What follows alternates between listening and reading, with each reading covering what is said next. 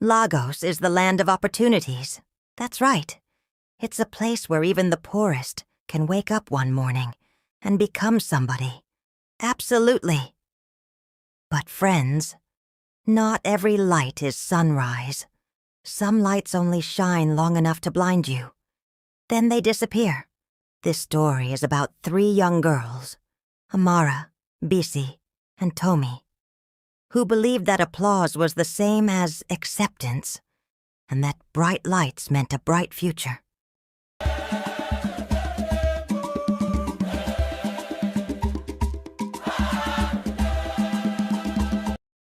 The 3 girls lived in the same dusty compound at the edge of Ogba. The compound had cracked walls, leaking roofs, and one stubborn generator that sounded like a wounded lion.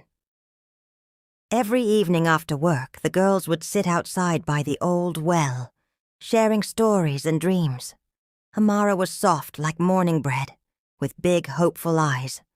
She sold thrift clothes, okrika but clean, and always smelled of soap and cheap perfume. Bisi was the sharp one. She braided hair under the hot sun, talking non-stop, joking, arguing, and always chasing small, fast money. Tomi was the quiet observer. She worked as a POS girl and could read people the way others read newspapers. They dreamed of better things. New phones, fine dresses, small luxury, nothing big. But Lagos is a city where small desires can drag you into big trouble. Every evening the girls watched young men and women drive past in Benz, Lexus, Range Rover, with music shaking the road and perfume filling the air. "See them," Bisi would say, shaking her head. "Are they wiser than us? Do they have 2 heads?" Tomi sighed. "Maybe they know something we don't." Amara whispered, almost to herself. "Maybe we are the ones not living fully." That sentence, quiet, unsure, was the first small seed. And small seeds, when watered with envy, grow into heavy forests. In their compound lived Sandra, a girl whose wigs looked like waterfalls and whose eyelashes could sweep the floor. People called her Slay Queen General. She never went to work, but she always had cash, new hair, fresh nails, and perfumes that could announce her from the next street. One evening, she caught the girls staring at her as she stepped out in a tight red dress that glowed under the streetlight. Sandra stopped, turned and smirked. "You girls want this life?" The question was unexpected. The girls didn't answer with words. They nodded with their hearts. Sandra laughed softly, as if she had been waiting for that moment. "Follow me," she said. "But remember, Lagos nightlife is sweet until it starts to bite." Sandra took them to a popular club in Victoria Island. The moment the door opened, the girls froze. Lights everywhere, music playing loudly, perfume mixed with sweat and wealth, girls dancing like they had no bones, men with eyes like hunters. Sandra whispered, "Walk with confidence." They entered. Men stared, women stared, phones flashed, compliments scattered like confetti. Their first taste of attention was intoxicating. A big man with a gold wristwatch bought them a bottle of champagne. "Welcome to Lagos," he said with a smile that didn't reach his eyes. Another man gifted them cash for looking good. Another asked for their numbers. Money danced around them like a spirit. By the time they left the club, each girl held money that felt unreal. That night, they couldn't stop smiling. And that was how the addiction began. The addiction to shine, attention, admiration. It became their lifestyle. During the day, they worked small jobs. At night, they transformed. New wigs, new makeup, new clothes, new lies. They attended parties in Lekki VI, Ikoya. Money moved like river water. Drinks flowed like blessings. Men spoke sweet like sugar. Women posed like statues. The girls felt alive. They felt seen. They felt upgraded. What they didn't know was that the same applause lifting them up was also pushing them closer to the edge. The shift began slowly. Amara met a rich man, Chief Kola, who was soft-spoken and generous. He treated her like gold. He gave her money without asking for anything in return. She believed she had found true love. But one day she opened a drawer in his hotel room and saw pictures. Girls, pretty, young. Some she recognized from clubs, some who had stopped showing up, some whose names people whispered with pity. Her chest became tight. When she confronted Chief, he smiled in a chilling way. "Don't disturb your peace, my dear." From that day, fear followed Amara like a shadow. Bisi loved enjoyment too much. One night, she drank more than she could manage. She followed strangers to an unknown apartment. The next morning, she woke up with bruises. Her phone was gone. Her money was gone. Her dignity was gone. She staggered home barefoot, crying. That day, she saw clearly that not everyone in the night was a friend. Tomi was focused. She wanted to make quick money to start a small business. So when a politician offered her life-changing money for 3 nights, she agreed. But on the second night, he became violent, accusing her of recording him. He chased her. He broke things. He threatened her life. Tomi had to jump from a balcony into the hotel pool to escape. Her leg fractured. The man disappeared. In Lagos, powerful men vanish faster than justice. But even after the danger, they still went back. Why? Because the money was sweet, the attention was addictive, and the applause, oh, the applause, felt like oxygen. But slowly, their laughter became forced. Their smiles became heavy. Their eyes became tired. The nights drained life from them like leaking buckets. The shine they once chased began to look like fire. December in Lagos is a festival of chaos. More parties, more events, more money, more danger. The girls received a VIP invite to a yacht party. Biggest night of their lives. Artists, politicians, expats, influencers, drugs, alcohol. A scene straight out of a dream. Or a nightmare.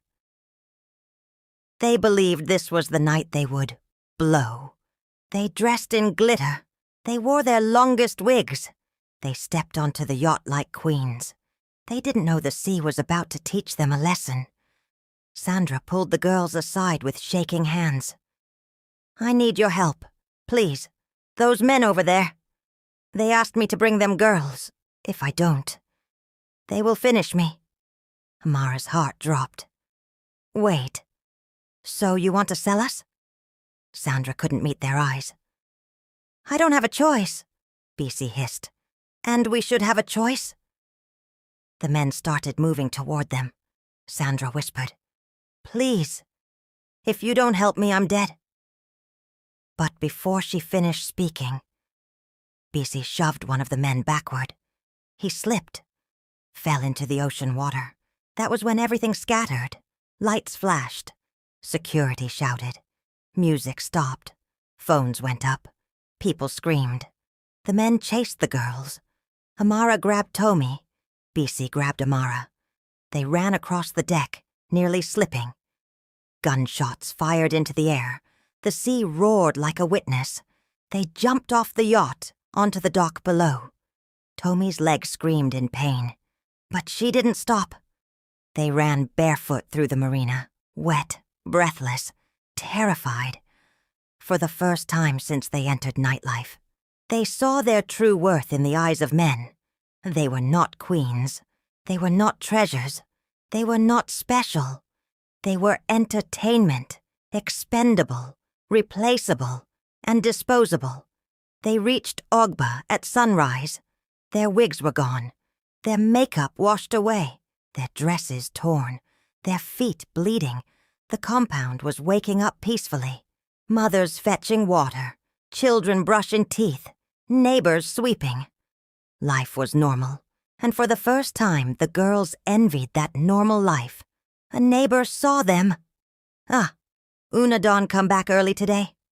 None of them answered. Because how do you explain that you almost died for applause?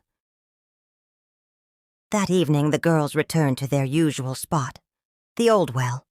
But this time they were not dreaming of shine. They were grieving their innocence. Tommy spoke first. Her voice was cracked. "I am done. I don't want this life again." Bissy nodded, tears rolling down her cheeks. "I just want peace. Money where they carry life. No be money." Amara whispered, "Let's stop before Lego stops us forever." And that was the moment everything changed. It was not easy. Stopping meant losing their flashy lifestyle. It meant deleting numbers. It meant blocking men. It meant swallowing pride. It meant rebuilding slowly, painfully. But they stuck together. Amara, she restarted her thrift business with seriousness. She posted online daily. She learned photography. She cleaned clothes herself. She grew slowly, one customer at a time, busy. She opened a small salon inside the compound. She braided hair carefully, gently. She built a reputation. People returned because she treated them with kindness. Tommy tore she returned to school. She studied business management with fierce determination. She walked with a limp for months, but she never let shame stop her. Nobody saw Sandra after the yacht incident. Some said she left Lagos. Some said the men found her. Some said she ran mad. Some said she never escaped. In Lagos, rumors travel faster than truth. But one thing was clear. She paid a price for the life she lived. And for the lives she tried to sacrifice. Months passed. The girls healed. Slowly, quietly, painfully, beautifully. They learned to love mornings again. They learned to love silence. They learned to love themselves, outside the applause. One day, as they sat by the well again, a young girl from the compound approached them. "Auntie, I want a sleigh like you people. I want to join you for night waka." The girls froze.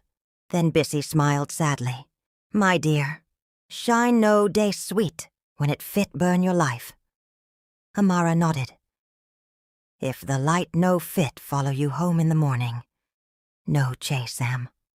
Tommy added gently. "The world applauds loudest when it wants to distract you from something dangerous. Protect yourself." The young girl walked away quietly. "And so, my child, hear this truth and bury it inside your heart. When the applause stops, what will remain of you? Because applause is sweet, but it does not feed the soul. It does not clean tears. It does not heal wounds. It does not save lives. Chase the light that stays after the music fades, not the one that shines only in the night. Not the one that changes you into someone you no longer recognize. For at the end of everything, after the applause, after the glamour, after the lies, after the pretending, only you remain. And you must not lose yourself. This is the story of Amara, Bissy, and Tommy. And the lesson Lagos forced them to learn.